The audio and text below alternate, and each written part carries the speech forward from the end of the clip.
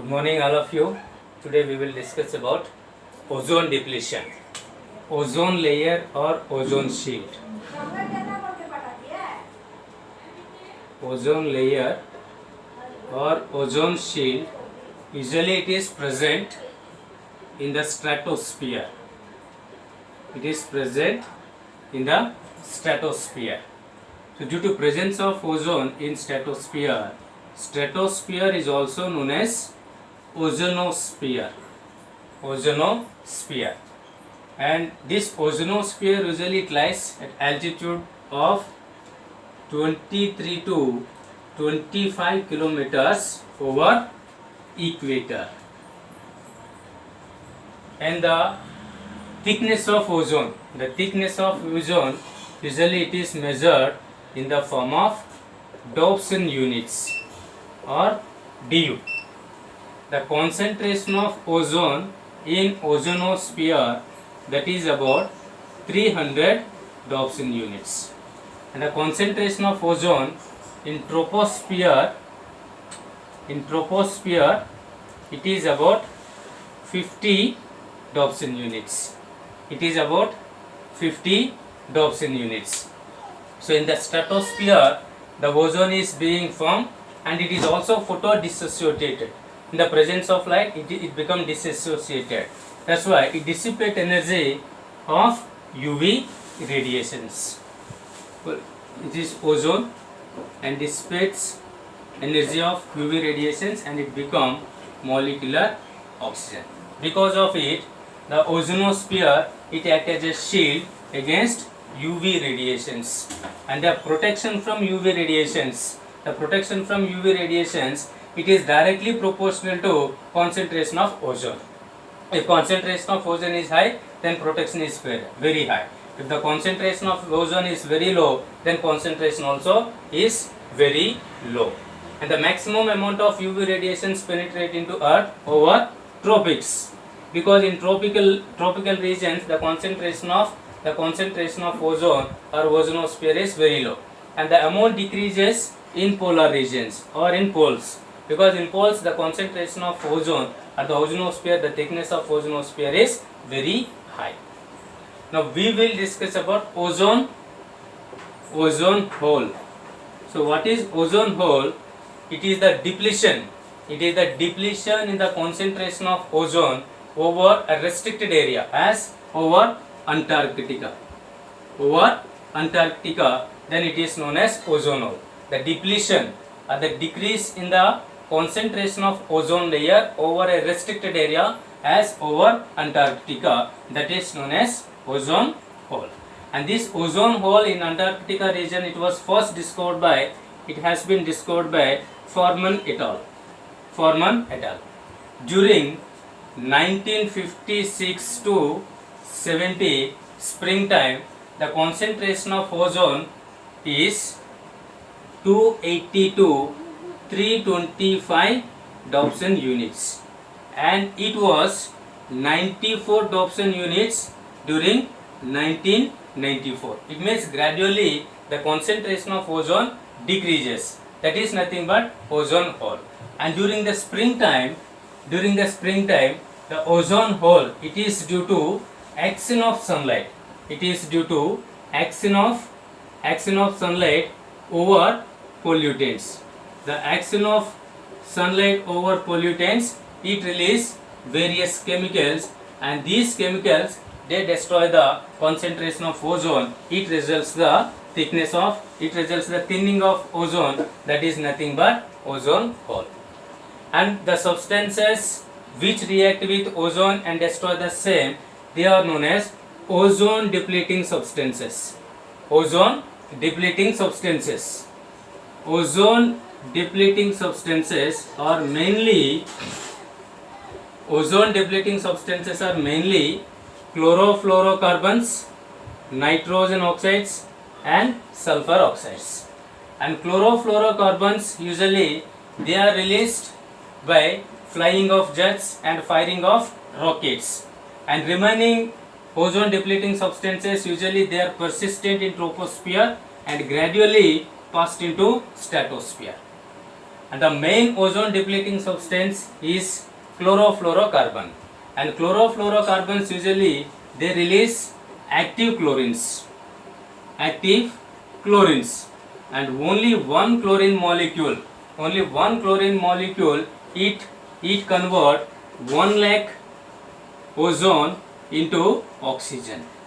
Ozone into oxygen. For example, CFCl3 give rise to UVC. It becomes CFCl2 plus Cl. Then CFCl it give rise to CFCl plus Cl. Now CFCl converted into Cf plus chlorine. Now one molecule of chlorine it reacts with ozone to form oxygens. That's why one molecule of chlorine convert 1 lakh ozone into oxygen. And ozone hole usually it is every year it is formed in Antarctica region during the springtime. And industrialized countries like Europe, North America, Russia and Japan, they released large number of chlorofluorocarbons, and they are usually persistent in the stratosphere, but gradually they enter into polar regions. When they enter into polar regions, then they gradually they cause the thinning of ozone layer. And what is the effects of ozone? Effects of ozone depletion. Effects of ozone depletion. Usually UV radiations are usually 3 types: UVC, UVB and UVA. UVC, they have shorter radiations, shorter wavelengths. They are unable to penetrate into the earth. And UVA, they have longer radiations. They are not much harmful to the human beings.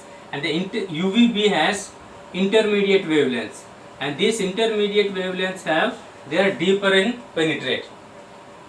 And when UVB radiations when they directly come into earth, then our cornea absorbs UVB radiations. When cornea absorbs UVB radiations, then cornea it become inflamed, and this disease is known as snow blindness. It is very, very important for NEET exam. So snow blindness was caused by UVB. It caused inflame of cornea, and that is nothing but snow blindness, and it also causes cataract. It means it diminishing the eyesight. And these UVB radiations also they cause the skin cancer and skin allergies, and they also destroy the nucleic acids of DNA, and they also cause many allergies in humans and other animals. So these are the some effects of ozone depletion. Now we will discuss about some of the international initiatives for mitigating global changes. International initiatives for mitigating global changes. For mitigating global changes.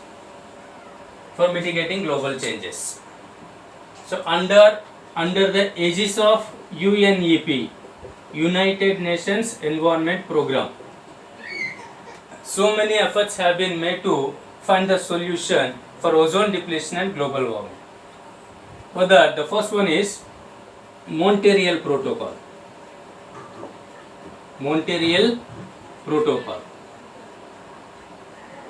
It was commenced in 16 September 1987. So in this protocol, 27 industrialized countries have been pledged to reduce the chlorofluorocarbons, to reduce the production of chlorofluorocarbons. And second one is Helsinki Declaration. So it was commenced in May 1989. So in this declaration, actually in this declaration the Montreal Protocol was rectified.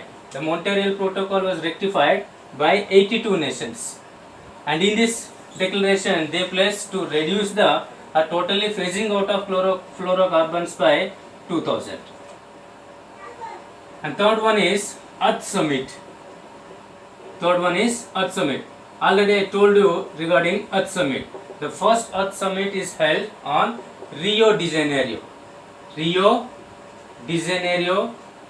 It is located at Brazil, and 1992. And second Earth Summit also occurs. Second Earth Summit occurs in Johannesburg, South Africa. And third Earth Summit also held at Rio de Janeiro, 1992. And it was adopted Conference of Parties. And Conference of Parties through 3. It was in this conference Kyoto Protocol was negotiated. Then COP16 in this they conference to reduce the global warming. In this conference all countries pledged to reduce the global warming. And COP18 it was held on Doha, and in this also number of conference of parties they also pledged to reduce the number of chlorofluorocarbons. And next one is Kyoto Protocol. Kyoto Protocol, it was held in Kyoto in 1997. So in this protocol all the countries which are participated, they pledged the phasing out of greenhouse gases. The last one is